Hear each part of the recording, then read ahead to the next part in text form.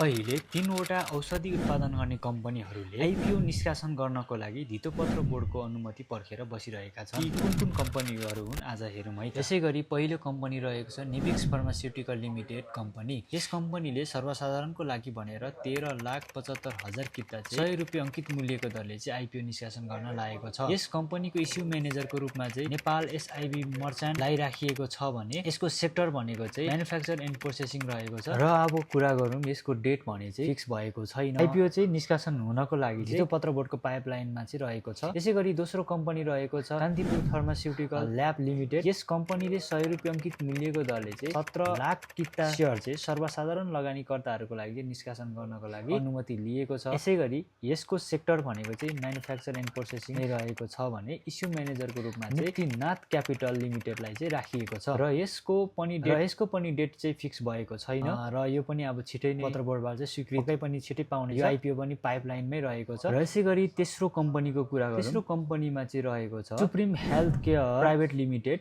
यस कम्पनीले ₹100 अंकित मूल्यको दरले चाहिँ 14 लाख किता सेयर चाहिँ सर्वसाधारण लगानीकर्ताहरूको लागि आइपिओ निष्कासन गर्नको लागि धितोपत्र बोर्डमा चाहिँ अनुमति लिएको छ। यसैगरी यसको सेक्टर भनेको चाहिँ म्यानुफ्याक्चर एन्ड प्रोसेसिङ नै रहेको छ भने इस्यु म्यानेजरको रूपमा चाहिँ ग्लोबल आइएमई क्यापिटल लिमिटेडलाई राखिएको छ। यस कम्पनीको पनि डेट्स भएको छैन। अब हामीले चाहिँ विगतमा हेर्ने हो भने चाहिँ फार्मास्युटिकल कम्पनीहरूको आइपिओ सेयरहरूले एकदमै राम्रो मूल्य चाहिँ बजारमा पाएको छ भने यो आइपिओ पर्यो भने पनि हामीले राम्रै फाइदा हुने देखिन्छ। र हजुरहरू कुन कम्पनीको प्रतीक्षामा हुनुहुन्छ कृपया कमेन्ट गर्न चाहिँ नबिर्सिनु। र यो आइपिओ कहिले आउँछ, कुन आइपिओ चाहिँ सुरुमा आउँछ भनेर जान्न बुझ्नको लागि र यस्तै खालका सेयर मार्केट सम्बन्धी भिडियो र आइपिओ अपडेट सम्बन्धी भिडियोहरू हेर्नको लागि चाहिँ मेरो यस आइडीलाई र यस च्यानललाई चाहिँ फलो र सब्स्क्राइब गरेर चाहिँ साथमा रहनुहोला। र बाँकी अपडेटहरू आएपछि म तपाईँलाई पक्कै पनि भिडियो ल्याउने नै छु। त्यतिन्जेलको लागि चाहिँ मेरो अरू भिडियोहरू हेर्दै बस्नुहोला भन्दै आजको भिडियोबाट छुटिन्छु। हस्त नमस्ते।